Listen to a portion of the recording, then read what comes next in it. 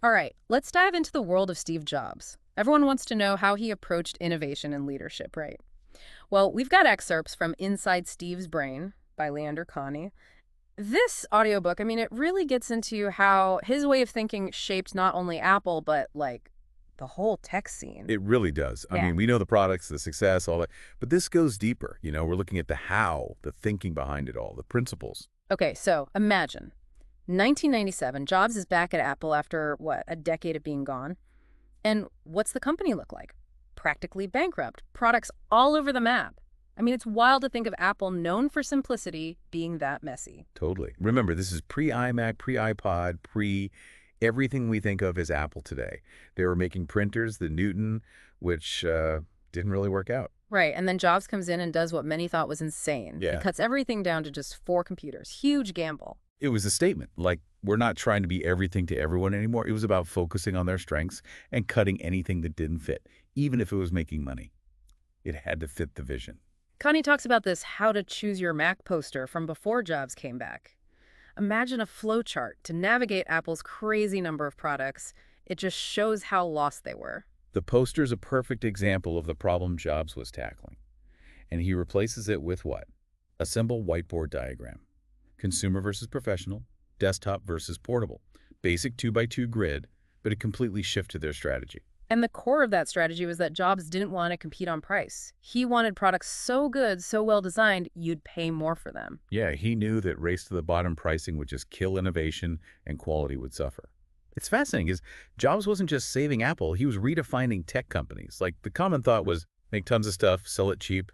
He goes the opposite way. Quality, craftsmanship, that people value those things most. And, well, it worked. It really shows that sometimes moving forward means stripping back and just doing a few things incredibly well. So we see Jobs focus at the company level, but what about individual products? Connie takes us into the development of OS X, huge project to replace the old Mac system. And Jobs wasn't impressed at first, right? Early plan was just taking the old interface, slapping it onto new tech, nothing groundbreaking. He wanted more, something to really make OS X stand out. Then comes Cordell Ratzlaff's team. They present these radical new designs, like vibrant, transparent, using animation, all about simplicity, the opposite of the old OS X. And Jobs always had strong opinions, calls them idiots for going so different. But then something changes. He starts to get it, the elegance, the brilliance of this new approach. It's like he suddenly realized this is it, this is what OS X needs to be.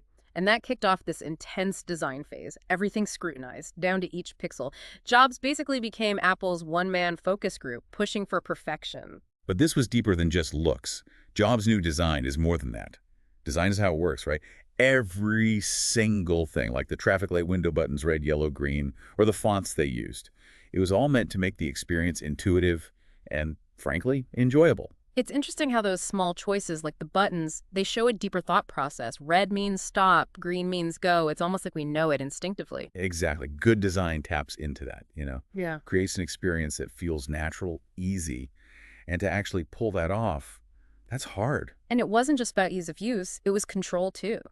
Connie talks about this whole battle over resizing Windows and OS X. The feature was built, but Jobs hated it. He wanted that Mac experience so controlled, so streamlined that users wouldn't feel lost. It shows how much his own taste drove things. He was Apple's tastemaker, trusted his gut on what users would want, even if it bucked the trends. Some might call it despotism, but hey, look at the products that came from it. That's an interesting point, control versus innovation. Jobs, definitely a control freak, but also a visionary, pushing boundaries. It's the paradox of the guy, right?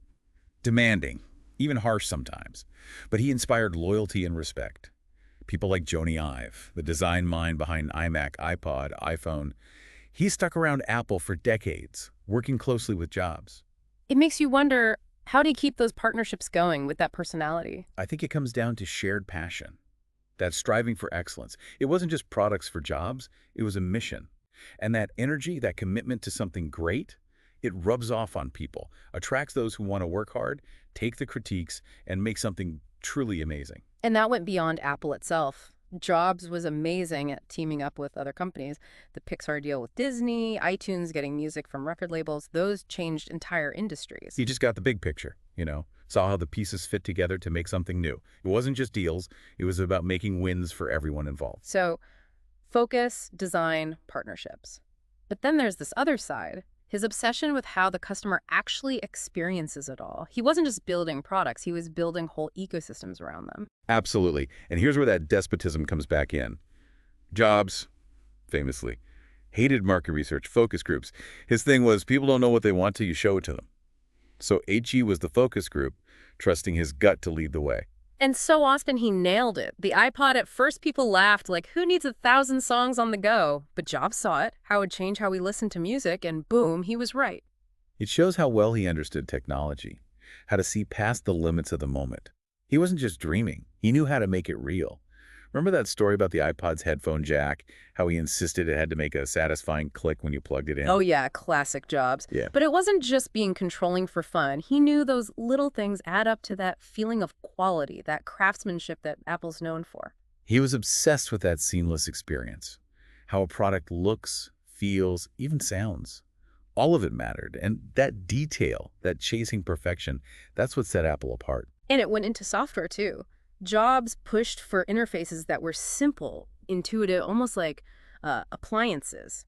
The QuickTime Player redesign, they tried tons of looks before landing on that brushed metal one. It shows good design isn't just looks, it's solving problems, making things easy, intuitive, enjoyable. So more than pretty objects, it was about making the tech disappear, blending into our lives so well we don't even think about it. That's the magic Jobs was after. It's about that moment you use something and it just works effortlessly, and you go, this is exactly what I needed. That was the core of Steve Jobs' design. And that seamless experience, it goes even further. Jobs took it to like a whole ecosystem level. Apple wasn't just making the hardware, right? It was the software, the operating system, even the stores where you bought the stuff. It was about controlling the whole journey. Leaving anything to chance, well, that could mess up the whole idea of perfection. This is where Apple and, say, Microsoft were totally different. Microsoft, they were open, let anyone make stuff that ran their software. Yeah, it's interesting to see how those approaches played out. Microsoft got wider use, but the experience wasn't always consistent. Apple, more closed off, seen by some as restrictive, but they got that level of polish and integration that was, like, unmatched. Almost like comparing a custom-made suit to something you buy off the rack. Yeah. One's for everyone, the other's all about that perfect fit, you know? And that control went beyond the products. Think about the Apple stores, that minimalist design, the staff who actually know what they're talking about, genius bars for help. It all reinforced what Apple was about, that specific customer experience. It was making a world, an ecosystem where everything felt connected, matching their values. Jobs knew it didn't end when you bought the thing. It continued every time you used it, interacted with the company. So what can we take from all this? I think Jobs' story shows us that innovation isn't just the idea. It's the vision to see it through, the drive, the attention to detail to make it perfect, top to bottom. And that limits, sometimes, they actually make you more creative. Jobs' control, his focus on detail, his belief in his ideas, things that some might call flaws, they were actually what drove his success. He shows that to make something truly great, sometimes you gotta break the mold. Don't follow the crowd, trust your gut, even when everyone says you're wrong. And maybe the biggest lesson is never settle for just good enough. That's what set a new standard, right? That relentless pursuit of perfection, making products not just functional, but beautiful and intuitive.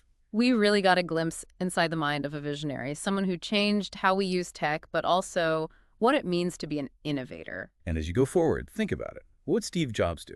How can he use his ideas about focus, design, execution to create something truly exceptional, something that, makes a real impact?